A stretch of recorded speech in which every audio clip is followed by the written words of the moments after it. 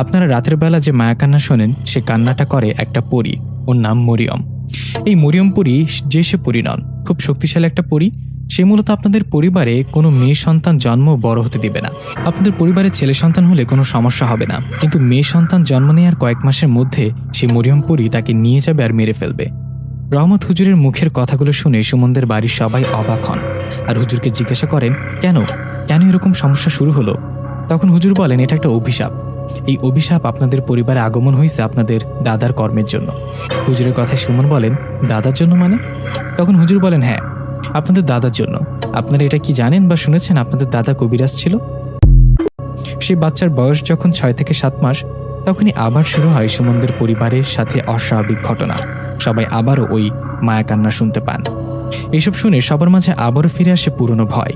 পরিবার থেকে 2টো মেয়ে সন্তানকে নিয়ে গেছে ওই ডাইনি। এসব ভেবে সবসময় ভয়ে থাকতেন সুমনের বড় ভাই ভাবি। এভাবে ভয়ের মাঝে চলতে থাকে দিন। রাত হলে সেই বাচ্চাটিকে অনেক সাবধানে রাখা হয়।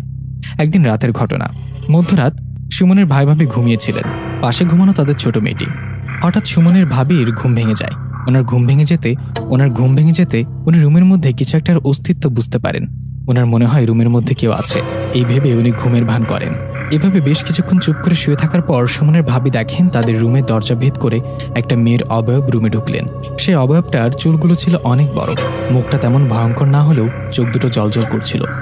সেই মেয়েটার অবয়বটা তাদের ছোট মেয়েটার কাছে এসে তার দিকে তাকিয়ে ফিসফিস করে বলল, তোকে নিয়ে যাব, কেউ বাঁচাতে পারবে না। কথাটা বলে সেই অবয়ব বাচ্চাটিকে স্পর্শ করবে, ঠিক তখনই সুমনের ভাবি চিৎকার দিয়ে ওঠে, বাচ্চাটিকে বুকে জড়িয়ে ধরেন। এদিকে তখনই সে অবয়বটা সেকেন্ডের মধ্যে বাতাসে মিশে যায়। সুমনের ভাবির চিৎকারে তার ভাই সহ বাড়ির সবাই এসে জড়ো হন সেই রাতের বেলা। সবাই এসে জিজ্ঞাসা করায় সুমনের ভাবি সব ঘটনা খুলে বলে। সুমনের ভাবি বলে, আমি দেখলাম একটা নারী অবয়ব দরজা ভেদ করে রুমে ঢুকলেন। রুমে এসে আমার মেয়ের কাছে এসে বলছেন, তোকে নিয়ে যাব। সে নারী অবয়বটার চুলগুলো অনেক বড় ছিল আর চোখগুলো জ্বলজ্বল করছিল। ভাবির মুখে কথাটা শুনে সুমন বলে, হ্যাঁ, আমি ওই রাতে এরকম একটা নারী অবয়ব দেখিয়েছি। এদিকে সেখানে আসা সবাই বলতে থাকে, তোমরা যাকেই দেখো ওটা নিশ্চয়ই ভালো কিছু না। তোমাদের 2 ভাইয়ের 2টো মেয়ে সন্তানকে আগে মেরে ফেলেছে। এখন এই ছোট মেয়ে বাচ্চাটাও ওর নজরে পড়েছে। এর যেন কিছু না হয় সেজন্য ব্যবস্থা নিতে হবে। সবাই কথাগুলো বলে চলে যায়। এদিকে সুমনের ভাই ভাবি আর বাকি রাতটুকু না ঘুমিয়ে আদরের ছোট মেয়েটাকে বুকে নিয়ে বসে থাকে। এভাবে বেশ কিছুক্ষণ পর সকাল হয়। সকাল হতেই সুমনের বড় ভাই তার ছোট মেয়েকে নিয়ে মসজিদের ইমামের কাছে নিয়ে গিয়ে ঝাড়ফুঁক দিয়ে নিয়ে আসেন। এই ঘটনার পর থেকে রাতে প্রায় সময় রাতের বেলা ওই মায়া কান্না শোনা যেত। এদিকে সুমনের পরিবারও বাচ্চাদের নিয়ে রাতের বেলা সাবধানে থাকত। এইভাবে কেটে যায় 1 মাস। 1 মাস পরে হঠাৎ এক রাতে সুমনের বড় ভাই ভাবি একই রকম স্বপ্ন দেখে ঘুম থেকে জেগে ওঠেন।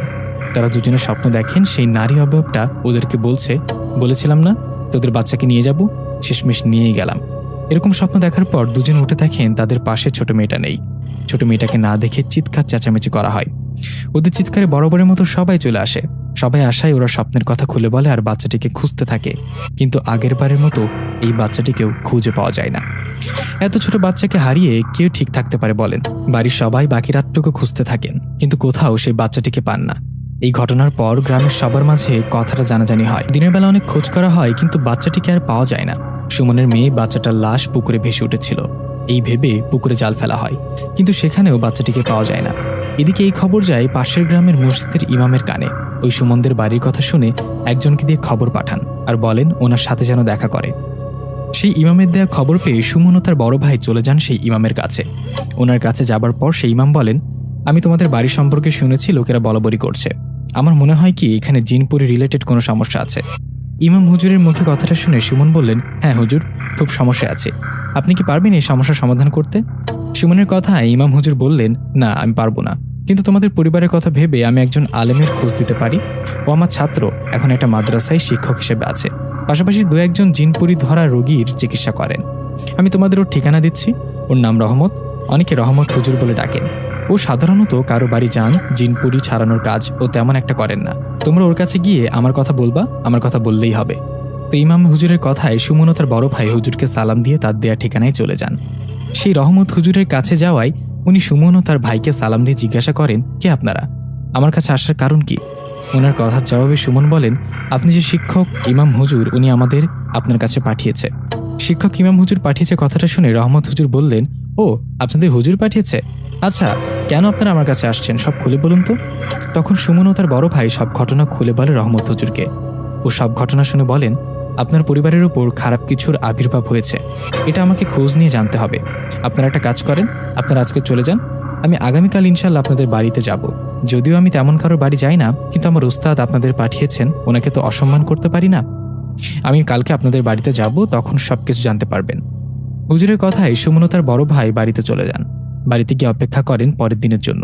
যাই হোক, কথা মতো পরের দিন সেই রহমত হুজুর আসেন সুমনদের বাড়িতে। সুমনদের বাড়িতে সবাই তো অনেক চিন্তিত, কি হয় হুজুর কি তাদের বাচ্চাটার কোনো খোঁজ দিতে পারেন কিনা। হুজুর আসায় সুমন বসতে বলেন।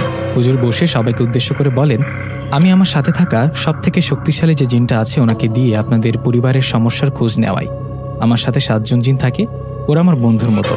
ওদের মধ্যে যার শক্তি বেশি আমি ওনাকে বলি আপনাদের পরিবারের ওপর কি কারণে এসব ঘটেছে সে ব্যাপারে খোঁজ নিতে বলি। আমার কথা মতো উনি খোঁজ নিয়ে আমাকে যেটা বলে সেটা শুনে আপনারা সবাই অবাক হবেন।